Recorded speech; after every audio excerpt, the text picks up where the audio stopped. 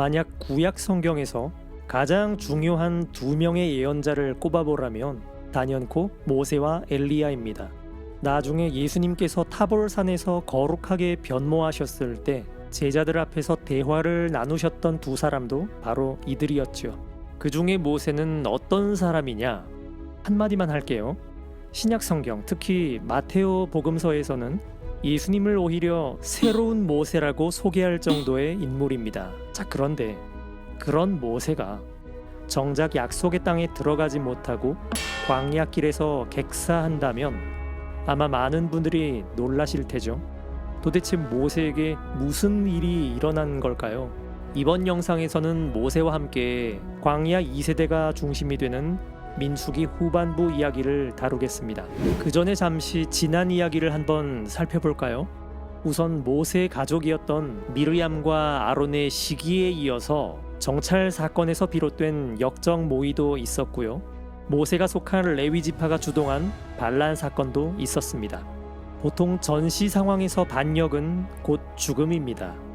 가나안 땅이 아니라 오히려 모세에게 칼날을 겨눈 일당들은 영모에 대한 벌로 죽음을 맞게 되는데 당황스럽게도 백성들은 그 죽음의 탓을 또 모세에게 돌리는 겁니다. 보다 못한 하느님께서는 레위 지파들을 불러서 그들이 해야 할 임무를 다시 한번 명확하게 일러주시죠. 대신에 그들의 생계에는 지장이 없도록 백성들에게 11조를 명령하십니다. 자, 이제 그럼 탈출 2세대가 중심이 되는 민수기 후반부 광야 이야기 한번 살펴보실까요? 민수기가 시작되는 지점은 시나이산이었고 지금까지 이야기가 시나이산에서 이 카데스 광야까지 이동하는 과정이었다면 지금부터는 이 카데스를 기점으로 해서 약속의 땅이 코앞에 바라보이는 요르단강 오른편 모압 벌판에 이르는 과정의 이야기입니다. 어느덧 광야에서 헤맨 시간도 40년이나 흘러 이집트를 떠나올 때부터 함께했던 이들이 하나둘 세상을 떠납니다. 그것을 상징적으로 보여주는 것이 바로 모세의 누이 미르얌의 죽음입니다. 설상가상으로 모세에게도 굉장히 불행한 일이 일어납니다. 여전히 마실 물을 요구하며 불평하는 백성들을 향해서 하느님조차도 그 겸손을 인정하신 모세가 굉장히 표독스런 말을 내뱉습니다. 이 반항하는 자들아 들어라. 우리가 이 바위에서 너희가 마실 물을 나오게 해줘? 그리고 손에 든 지팡이로 바위를 2번이나 내려치는 하느님께서는 시키지도 않은 다소 과장스런 동작들을 합니다.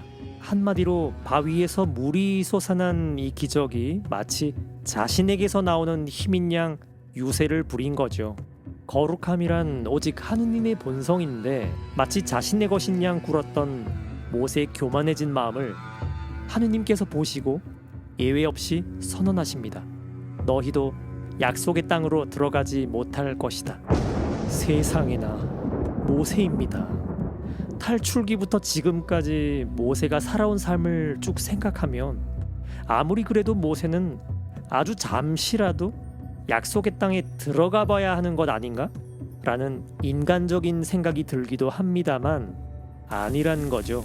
자신의 죄로 한 번 거룩함을 잃어버린 사람은 그것을 다시 회복할 때까지는 거룩하신 하느님과 아주 잠시라도 일치할 수 없는 것입니다. 이것은 레위기와 민수기를 관통하는 신학의 강조점이기도 하고요. 무거운 마음을 잔뜩 짊어진 모세와 이스라엘 백성들은 느리바의 샘물을 뒤로하며 드디어 카데스를 출발합니다. 카데스 광야에서 가나안으로 이르는 가장 빠른 길은 당연히 직진하는 길이었겠죠.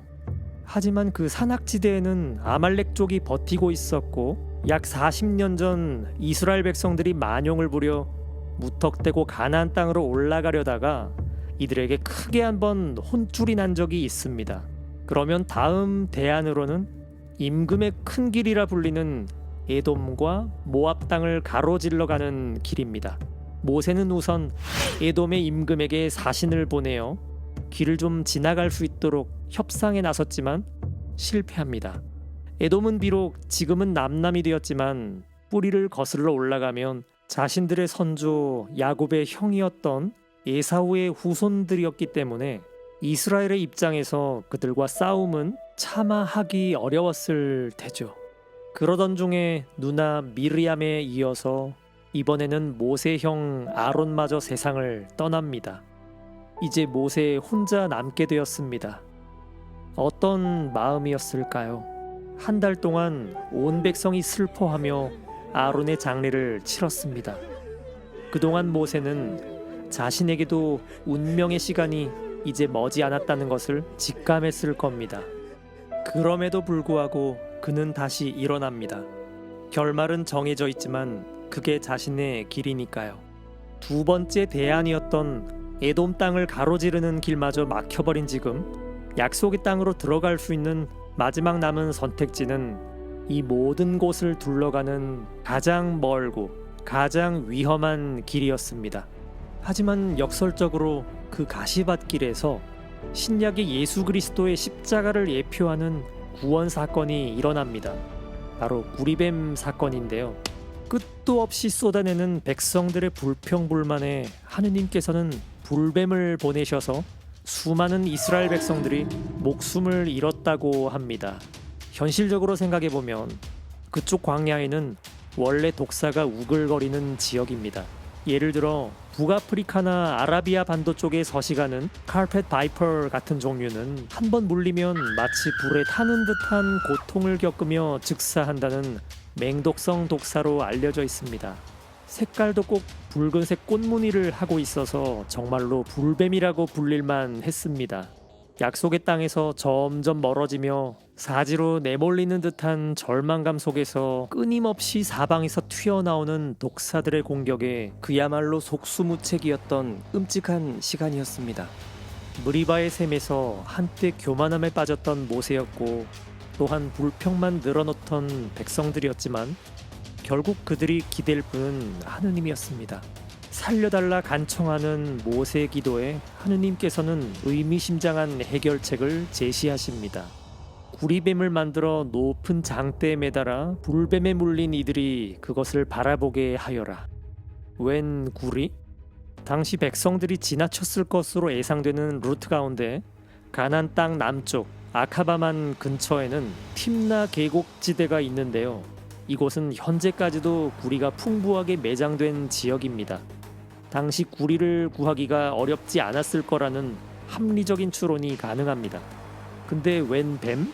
전통적으로 뱀은 악마를 상징하는 동물로 소개되지만 다른 한편으론 또한 지혜와 치유를 상징하는 동물이기도 했습니다.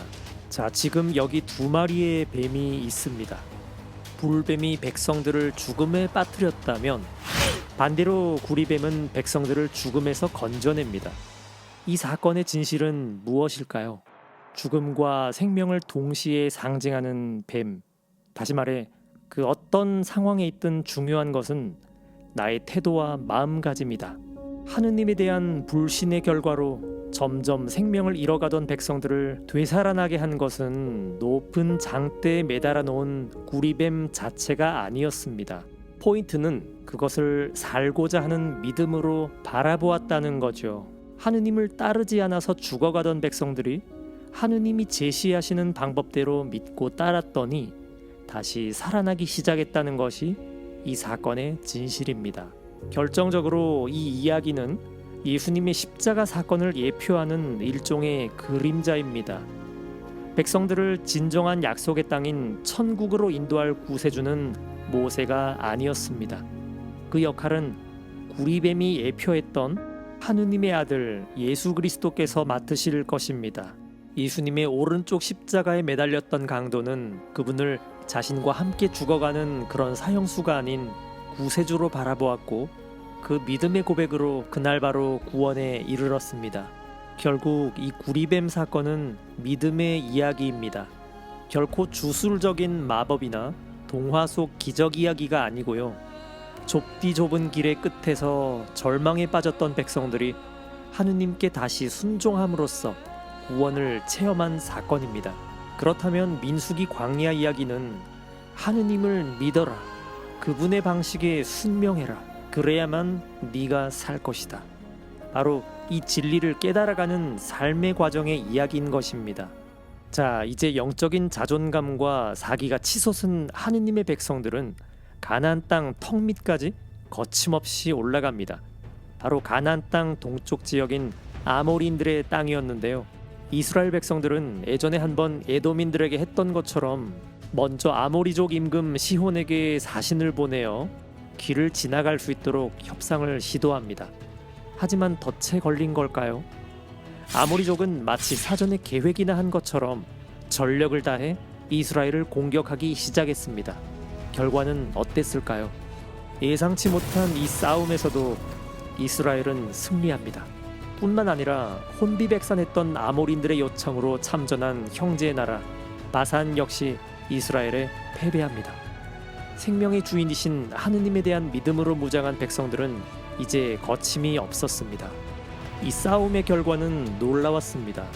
당시 아모리족들이 대부분 점령하고 있던 가나안 땅 동쪽의 대부분을 하느님의 백성들이 차지한 것이죠. 만약 40년 전에 곧바로 지름길로 올라갔었다면 결코 얻을 수 없었을 땅이었겠죠. 비록 거기가 약속의 땅은 아니었지만 사상 처음으로 이스라엘 백성들이 땅을 차지한 의미 있는 사건입니다. 하느님께서 아브라함에게 하신 약속들이 결코 뜬구름 잡는 이야기거나 허황된 꿈이 아니었다는 말이지요. 과연 여호수아와 칼렙의 말이 옳았습니다. 한때 스스로를 메뚜기 같다고 비하하던 하느님의 백성들이 깨어나기 시작했습니다.